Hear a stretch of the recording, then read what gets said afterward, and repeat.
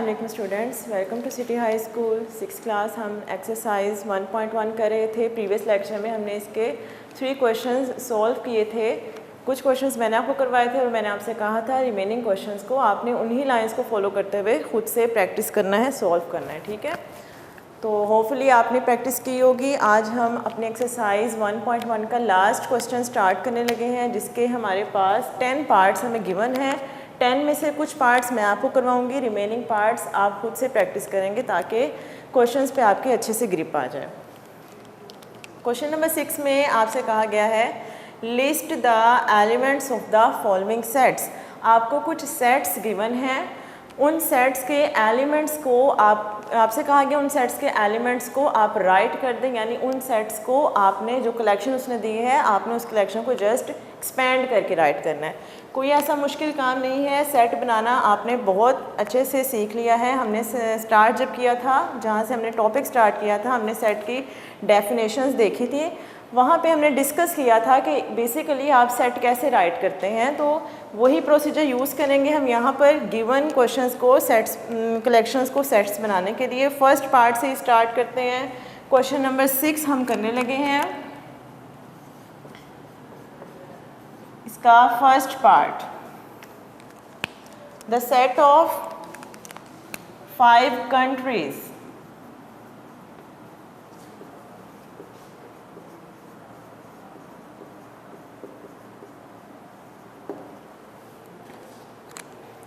आपसे कहा गया है कोई भी 5 कंट्रीज़ का सेट बना दें, उसके एलिमेंट्स को लिस्ट कर दें। कोई इसमें आपको कंपल्सरी कोई कंडीशन उसने नहीं दी, कोई ऐसा कंपल्शन नहीं है कि कौन कौन से कंट्रीज़ आपने राइट करने हैं।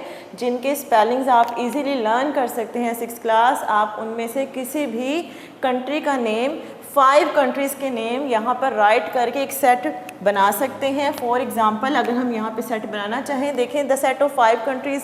आपको पता है सेट बनाने के लिए आप उस सेट का पहले कोई नेम डिसाइड करते हैं। और नेम कैसे डिसाइड करते हैं, सेट नोटेशन कैसे डिसाइड करते हैं, इंग्लिश अल्फ़ाबेट्स कैपिटल लेटर्स को आप सेट का नेम राइट करने के लिए यूज़ करते हैं।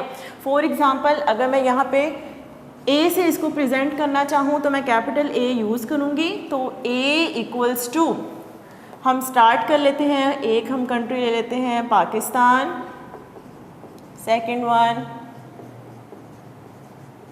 इंडिया, चाइना, और पाकिस्तान, इंडिया, चाइना। इसके बाद आप ले लें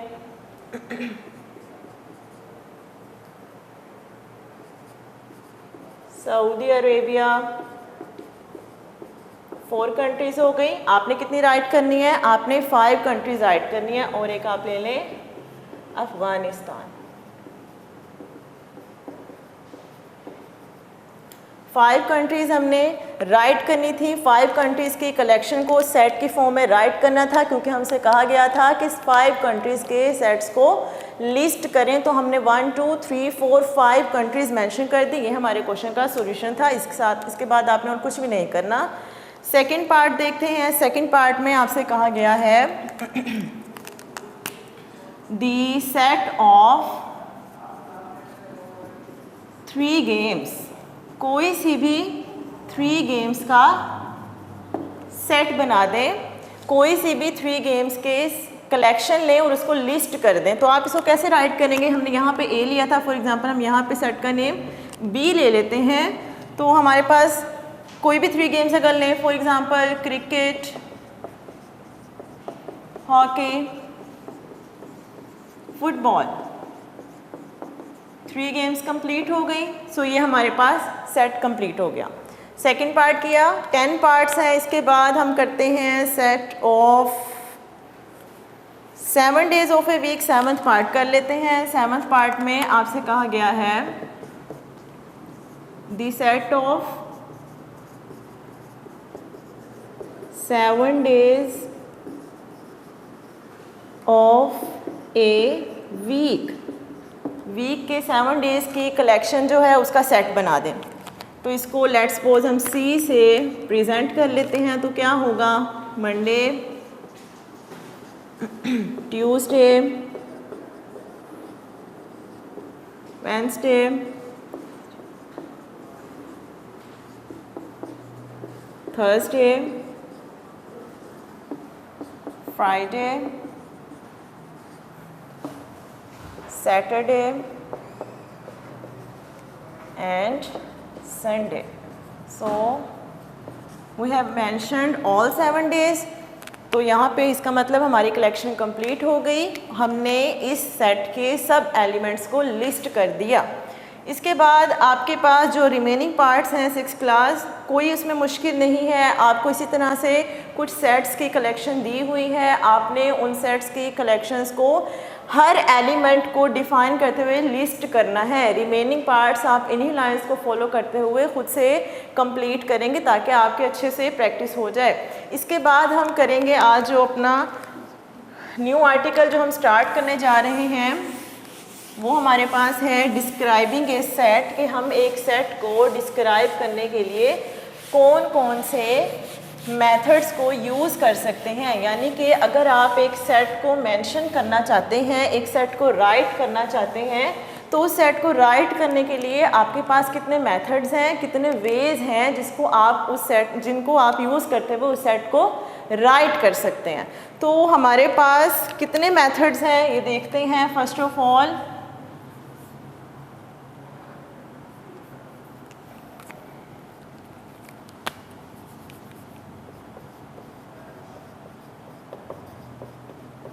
describing A set,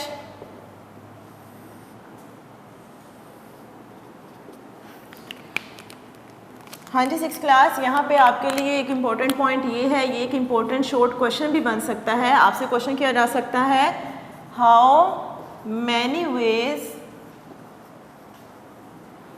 are there to describe a set. एक सेट को डिस्क्राइब करने के लिए, एक सेट को राइट करने के लिए आप कितने वेज, कितने मेथड्स, कितने प्रोसीजर्स को यूज़ कर सकते हैं। So you can answer that there are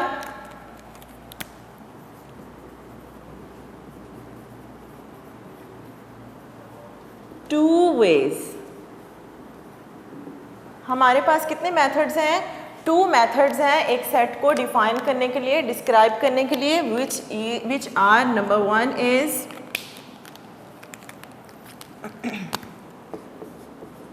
descriptive form and second one is tabular form.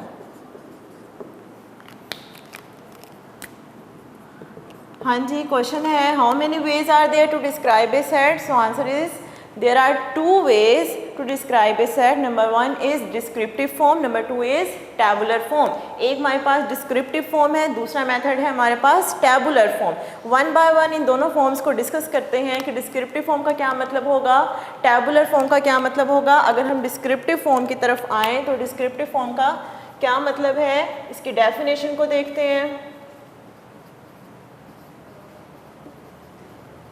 फिर इसकी एग्जाम्पल लेंगे जिससे आपको क्लियर हो जाएगा कि बेसिकली डिस्क्रिप्टिव फॉर्म होती क्या है।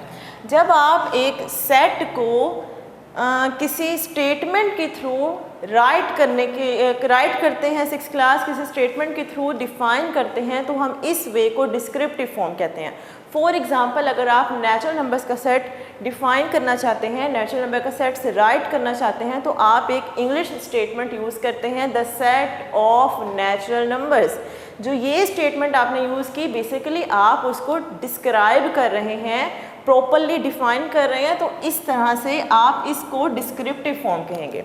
इसकी डेफिनेशन देखें, डेफिनेशन से आपको क्लियर होगा कि बेसिकली डिस्क्रिप्टिव फॉर्म होती कैसे है।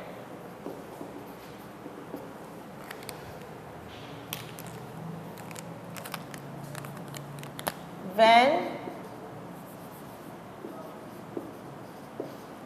we describe a set with the help of statement,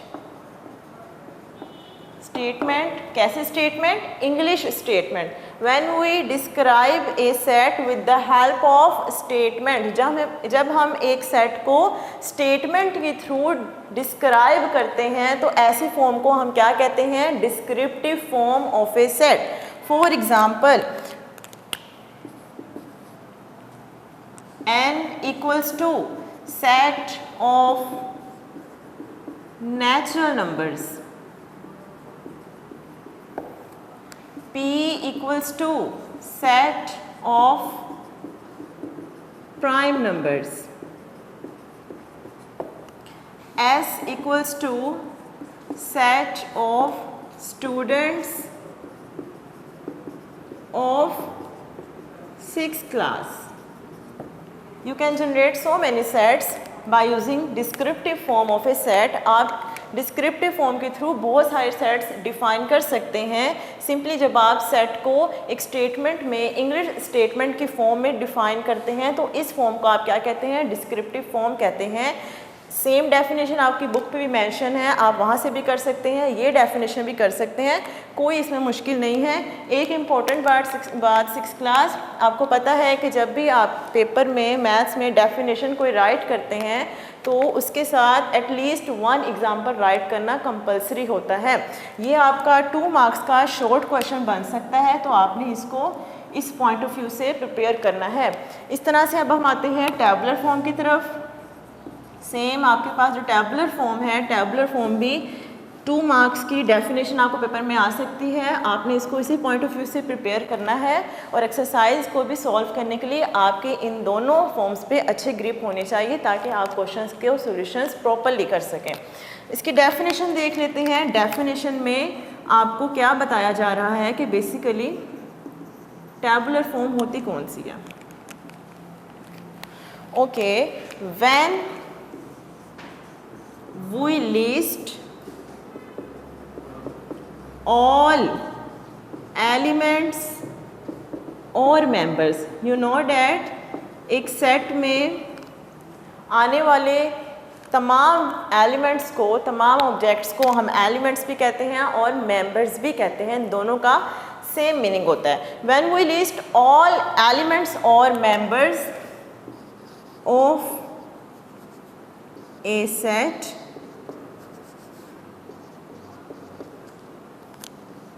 within curly brackets और braces, you know that 6th class, ये आपके पास जो ब्रैकेट्स होते हैं आप इनको कर्ली ब्रैकेट्स भी कहते हैं और ब्रेसेस भी कहते हैं। क्या आपसे कहा जा रहा है? आपको ये बताया जा रहा है कि when we list all elements और मेंबर्स, जब आप किसी भी कलेक्शन के हर एलिमेंट को इस तरह से लिस्ट करें, किस तरह से लिस्ट करें कि उन सब एलिमेंट्स को आप कर्ली ब्रैकेट्स के अंदर राइट करें, एंड उसके बाद क्या होगा? Separate each element with the help of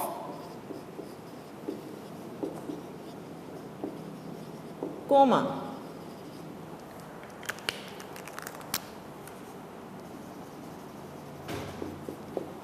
हाँ जी 6th क्लास, अंडरस्टैंड कर सकते हैं आप। एक बार फिर इसका मीनिंग देख लेते हैं क्या वो आपसे कह रहे हैं। When we list all elements, जब आप किसी कलेक्शन के सब एलिमेंट्स को लिस्ट कर दें, सब मेंबर्स को लिस्ट कर दें, किस तरह से? कर्ली ब्रैकेट्स के अंदर राइट करें और उसका हर एलिमेंट कोमा के थ्रू सेपरेट करें, तो जो ये फॉर्म होगी सेट की उसको हम क्या कहेंगे? टैबुलर फॉर्म कहेंगे। एग्जाम्पल से क्लियर होगा आपको कि क्या आपको बताने जा रहा है। फॉर एग्जाम्पल, अगर मैं आप सेट ऑफ इवन नंबर्स लेना चाहूँ तो e equals to, even number से हमने इसका नाम e ले लिया, e equals to 2, 4, 6, 8, 10। First 5 even numbers का हमने यहाँ पे सेट जनरेट किया है। अब देखें डेफिनेशन के अकॉर्डिंगली क्या ये एग्जांपल इसको फॉलो कर रही है। आपने कहा था हर एलिमेंट लिस्ट करना है, कर्ली ब्रैकेट्स में राइट करना है और कोमा से सेपरेट करना है। तो बेसिकली जो ये फॉर्म आपको नज़र आ रही है सेट की, इस फॉर्म को हम क्या कहते हैं? Tabular form of A set कहते हैं। एक और एग्जांपल ले लेते हैं। फॉर एग्जांपल वोवल्स का अगर सेट लें, इसको वी से हम प्रेजेंट कर रहे हैं, then we equals to A, E, I, O, U, etc। हाँ जी, 6th क्लास, होपफुली आपको दोनों फॉर्म्स अच्छे से समझ आ गई होंगी। हमने आज स्टार्ट किया था एक्सरसाइज नंबर 1.1 का क्वेश्चन किया है, उसके बाद 1.2 की जो मेन 2 डेफिनेशंस हैं हमने उनको डिस्कस किया है। आपको क्वेश्चन आ सकता है how many ways are there to describe a set, एक सेट को डिस्क्राइब करने के कितने वेज होते हैं।